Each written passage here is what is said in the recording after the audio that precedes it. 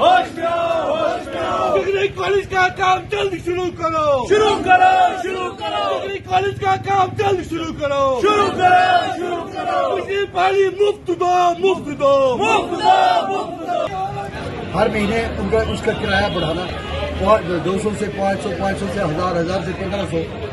ہم یہ ارباب اقتدار کو کہنا چاہتے ہیں کہ وہ کیا ان کو یہ سمجھ نہیں آ رہی ہے کہ یہ بے روزگار لوگ ہیں، یہ جو بی پی ایل کے زمرے میں 90% سے زیادہ لوگ ہیں، مزدوروں کا یہ سارا طبقہ ہے، زمینیں ان کے پاس نہیں ہیں، گورنمنٹ کے راشن پہ یہ نربھر کرتے ہیں۔ یہ کہاں سے لائیں گے 1000 روپیہ، 2000 روپے دو بلبوں کے لیے؟ یہاں کوئی فیکٹریاں نہیں جا رہی ہیں، یہاں کوئی انڈسٹری نہیں ہے۔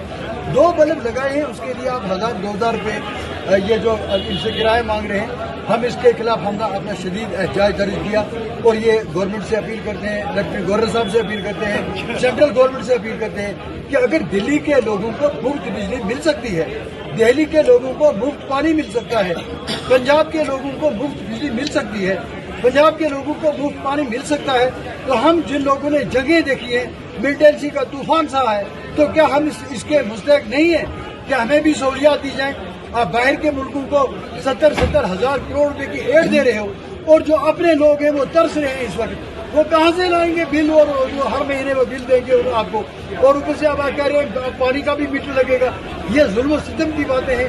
کیا گورنمنٹ کو اس چیز کی سمجھ نہیں ہے کہ دو بچے جو ہیں 3 بچے ہر گھر میں پوسٹ گریجویٹ بیٹھے ہیں؟ اپنے ماں باپ نے جو جتنی پہنچی تھی، جتنی محنت ان بچوں پہ لگائی، اور آج وہ بچے مایوسی کی حالت میں ہیں، اور اوپر سے آپ روزانہ بل بھیجنا شروع کر دو، تو وہ ان کی زندگی کا کیسے گزر بسر ہوگا؟ جیسے وہ راشن ملتا تھا ہمیں اے پی ایل کے تحت جو رعایتی نرخ پہ، وہ آپ نے ختم کر دیا۔ کیا 5 کلو پہ ایک آدمی مہینے کے لیے زندہ رہ سکتا ہے؟ یہ ایک مذاق کیا جا رہا ہے غریبوں کے ساتھ۔ ہم یہ ارباب اقتدار کو، لیفٹیننٹ گورنر صاحب کو کہنا چاہتے ہیں کہ یہ بجلی کا بل پھر بور معاف کر دیا جائے۔